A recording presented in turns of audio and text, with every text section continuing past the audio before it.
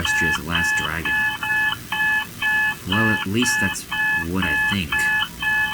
I'm not sure, but I haven't seen another Drake or Dragoness ever, so I guess it's a safe bet. Not like it would really make a difference if there was. I'm already alone in this world. But anyways, the name's Spike. Spike the Dragon. That last part should have been obvious. And I guess there really isn't anything remarkable about my life. I work for minimum wage at a job I hate. I haven't actually eaten anything in the last 2 days. Because rent and water prices have gone through the roof. Which has a hole in it, I might add.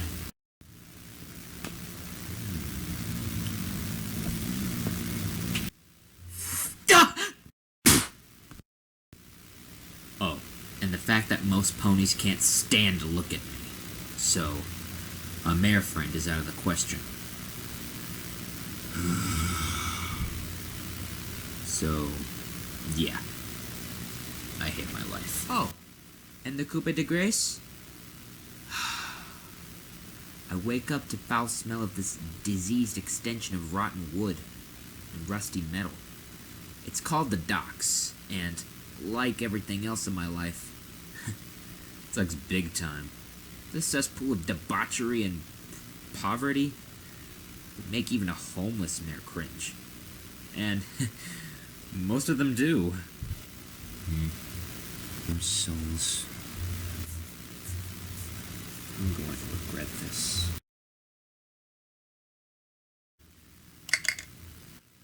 Thank you, sir.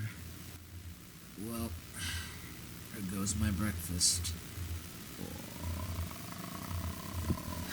I probably shouldn't have done that. Ponies thrive off of weakness here. If they find out you have weak bones, they'll shatter them to bits. I'll just have to take the long way back from work.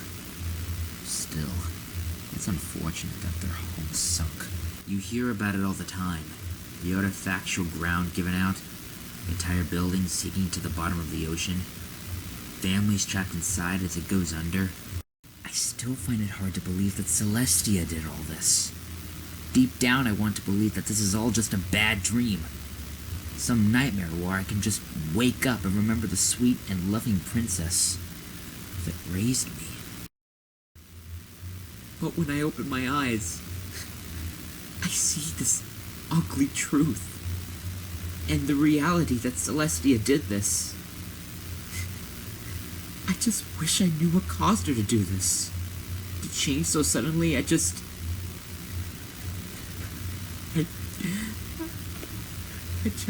wish that Twilight was still here. I'm sure she would have been able to talk some sense into Celestia.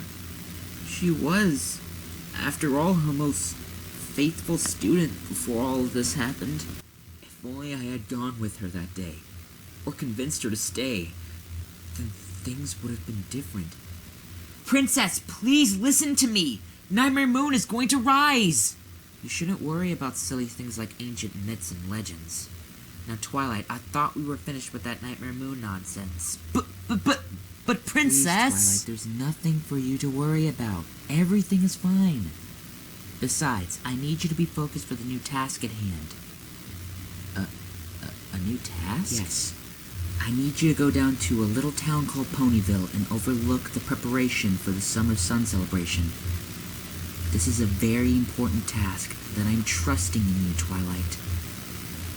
I know you will not disappoint me. Ugh, fine.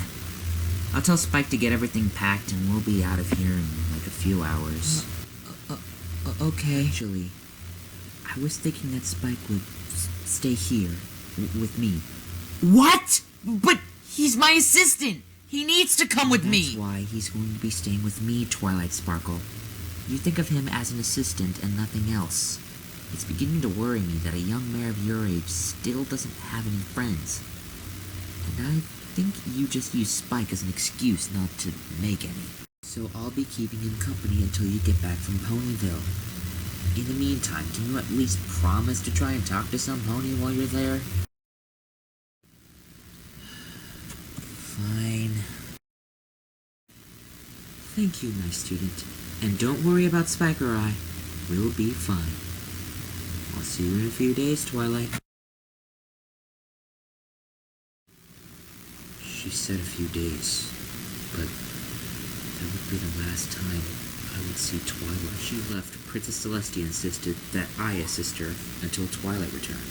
I didn't think much of it at the time, and felt honored that the princess would want me to assist her. Besides, I thought that it would just be for a week at most. But then, things happened. It ended up being over 7 months.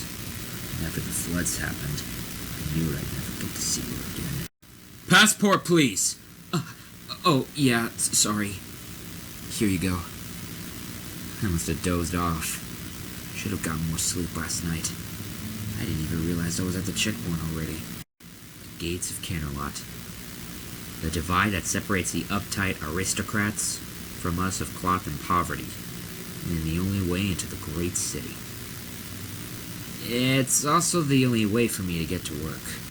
It's funny how some things just never change. And yet, everything is different.